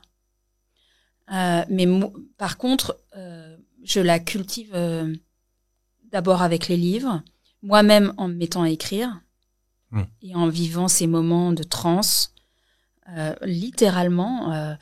Dans l'écriture de romans, etc., et qui sont aussi de l'ordre de la fuite. Tu sais, quand je te disais, j'avais qu'une envie, c'était de me tirer de là, mais l'écriture, c'est le meilleur moyen de se tirer de là. C'est-à-dire que t'as une vie, t'as un truc, mais tu te tires de là avec l'écriture, l'imagination, la création, etc. C'est encore une façon de partir. Et peut-être que le vrai chemin spirituel, c'est pas l'écriture, c'est le partage de ces mots-là. C'est ce que je vis avec Bigger, qui n'est pas seulement l'écriture du film, la réalisation du film, mais le travail maintenant depuis 2 ans d'accompagnement du film, de aller en salle, de cinéma avec des jeunes, et pouf, on est parti dans un moment de discussion, et je ne sais pas ce qui va se passer. Et tu vois, c'est peut-être ça ce que je fais, tu vois. Ce qui me fait penser que c'est juste, c'est que j'en tire beaucoup d'énergie. J'en tire beaucoup de joie, j'en tire beaucoup je suis plus là, quoi. Enfin, tu vois, c'est plus moi. C'est clairement pas moi. Enfin, c'est que le mot de sens, finalement, il a trois significations. Ouais. La signification, d'ailleurs, c'est le fameux pourquoi dont on parlait au début. Ouais. La direction, c'est vers où ça nous emmène. Donc, on en a parlé avec les générations futures, le temps long, on va où. Et puis le sens, c'est l'émotion, les 5 sens, quoi. Ouais. Tu vois, c'est comment ça me fait vibrer. Je crois que ça, c'est Ouais. les 3 marqueurs aussi qui nous font dire que j'aime pas le terme de à notre place, parce que pour une fois, encore une fois, il n'y a pas une place Ouais. qui nous appartient, mais en tout cas qu'on est. Ouais, la question de l'acte juste, en fait. Ouais. Donc voilà, la spiritualité, ça y est, pardon. Non, mais je suis là pour C'est, ça aussi, tu vois. C'est pour moi, c'est le calme, enfin la présence pour l'acte juste, pour l'action juste, pour le mot juste. Et donc ce que je pratique, moi, c'est d'aller chercher ce calme. Cette espèce de silence, bien sûr, et donc mais ça m'est venu. Alors je vais te dire un truc drôle, quoi. Ça fait 20 ans que je fais du yoga, tu vois, à New York. Donc je démarre à New York, mais c'est un yoga où le but c'est d'avoir un joli corps, le joli muscle, machin et tout. Et moi j'ai fait ça, tu vois, l'espèce de truc athlétique, tu transpires. Le yoga sans spiritualité, tu vois. Et puis un jour, j'ai quelqu'un qui m'a mis sur un tapis et puis qui m'a dit, bah là, tu bouges pas. Bah, donc au début, j'ai commencé à dire, mais non, on va faire plein de pauses, là, et il se passe quoi? Maintenant, tu restes dans cette position-là. Mais non, bah, c'est nul, le truc, enfin, j'ai rejeté. Et en fait, tu vois, le calme extérieur vient de là. Et là, tu vois, et bien sûr. Et tu vois, bien sûr.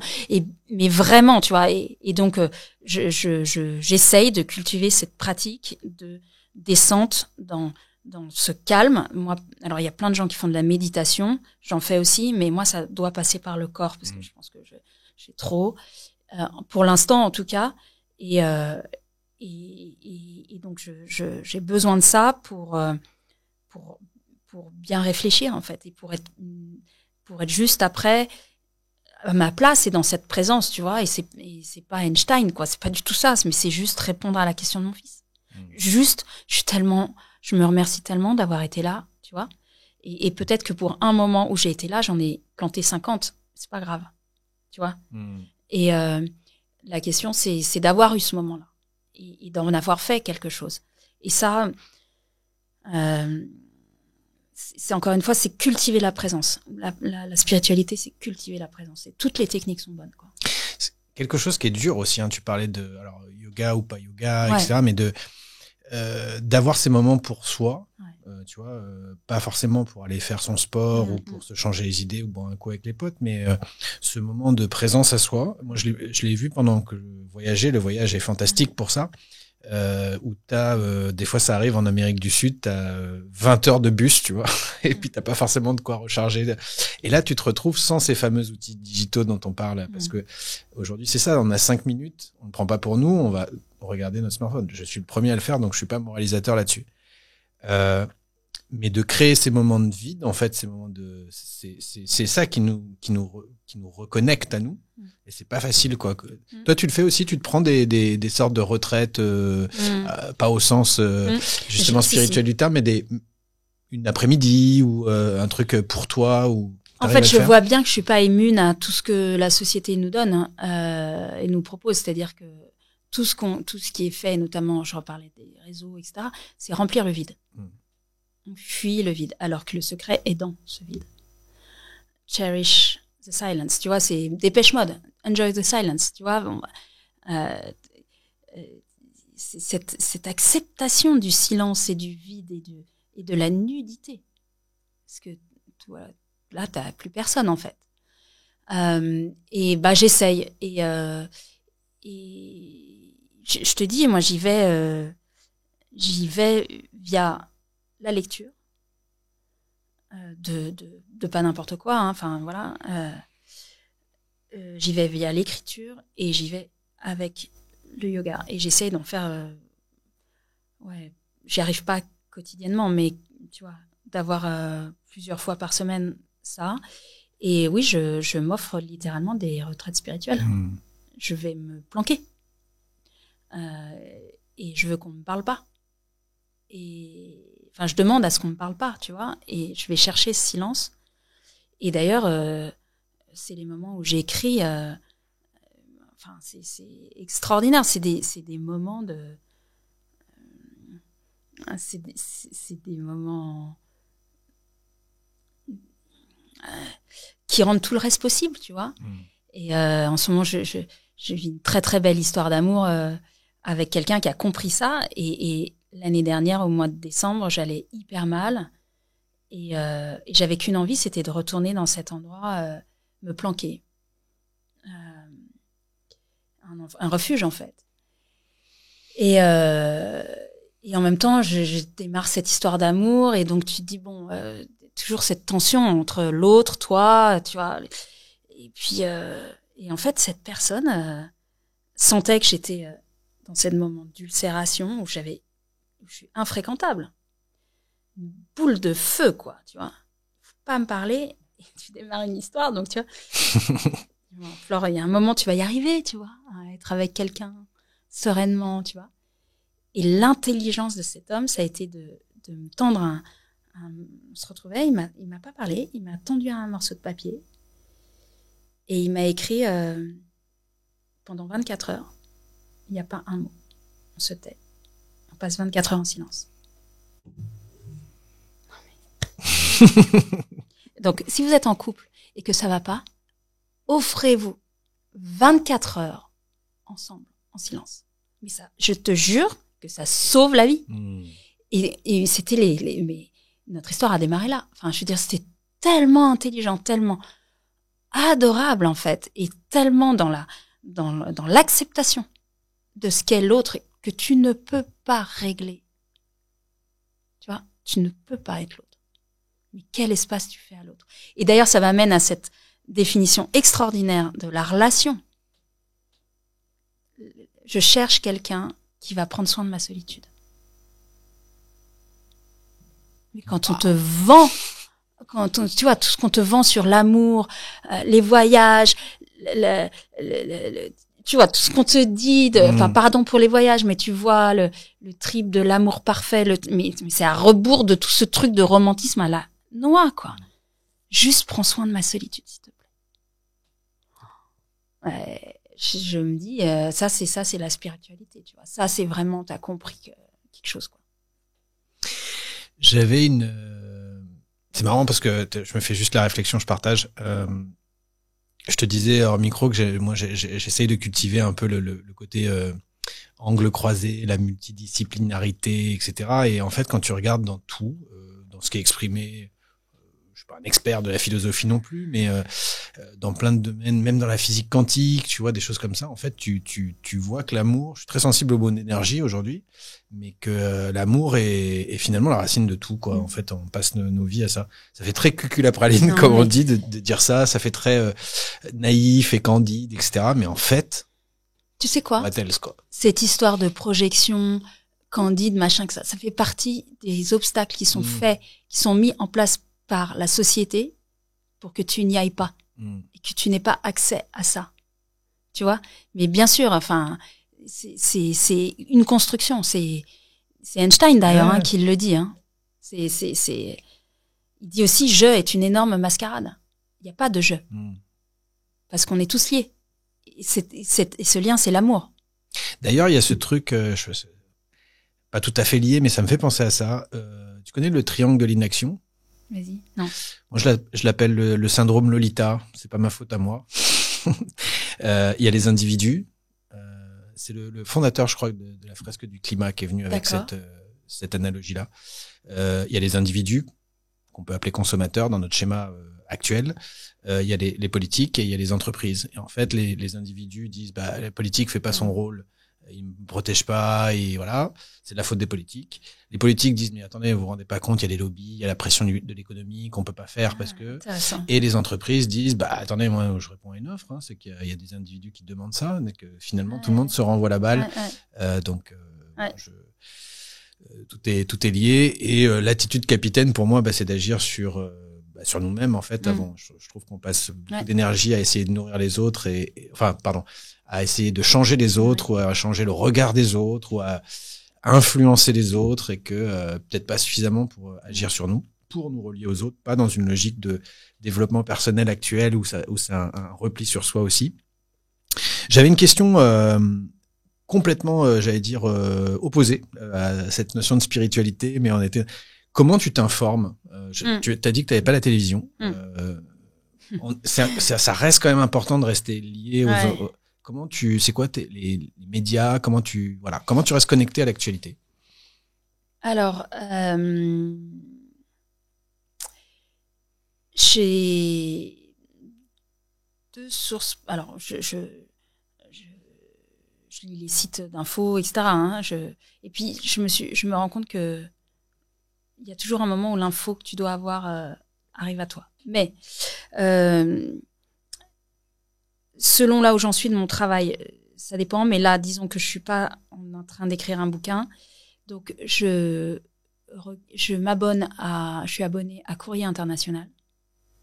Mais s'il vous plaît, abonnez-vous à Courrier International. C'est juste extraordinaire.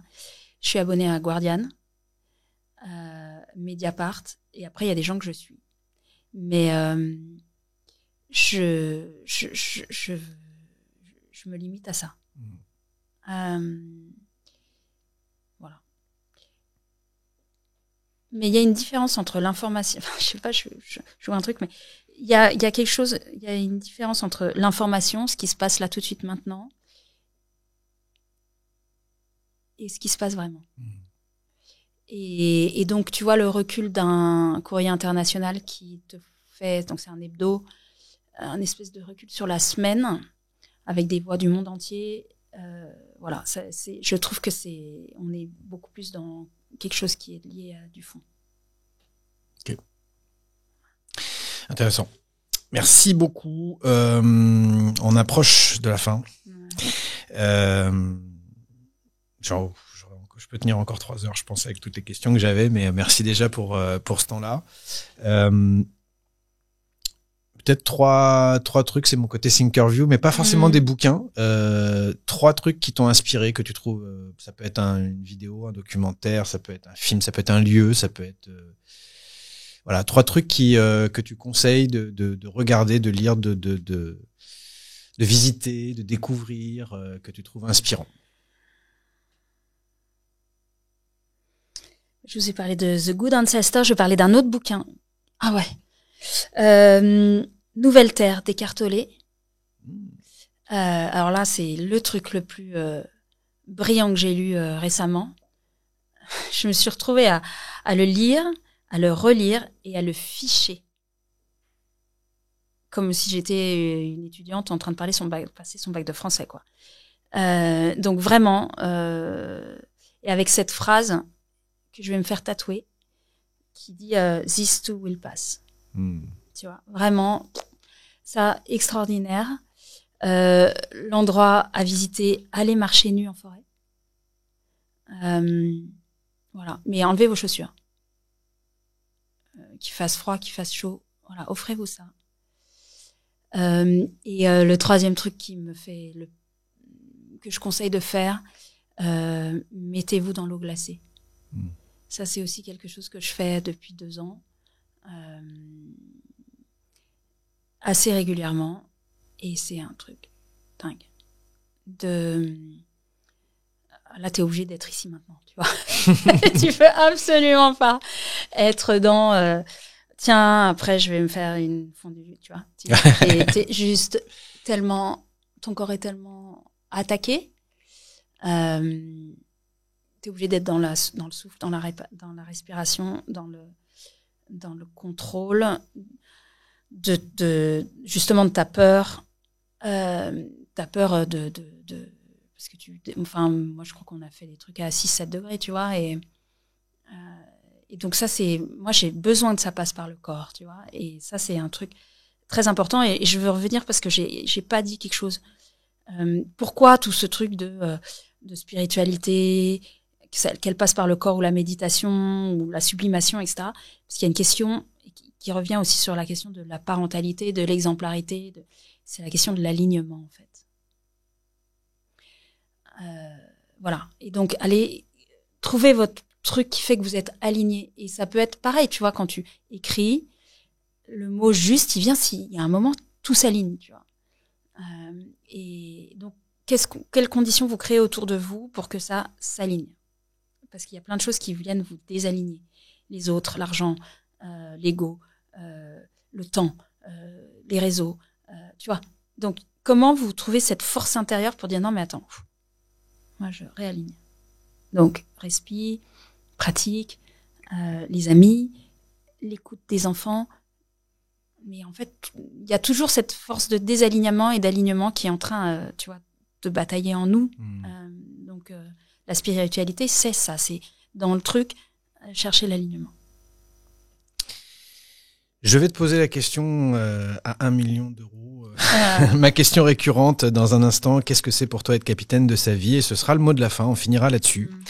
Juste avant, pendant que tu mûris un petit peu cette réponse, je conclus pour remercier déjà les auditeurs et spectateurs de nous être fidèles, j'allais dire, depuis un petit moment, et puis d'avoir écouté jusqu'au bout. Et puis on parlait des réseaux sociaux, de ses obligations, des algos digitaux, etc. Donc n'hésitez pas, si vous avez apprécié le contenu, à faire tout ce que vous savez déjà qu'il faut faire, s'abonner, liker, commenter, partager, etc. Ça permettra à d'autres personnes d'avoir accès au contenu. Bien sûr, toutes les infos du projet sur lescapitaines.com.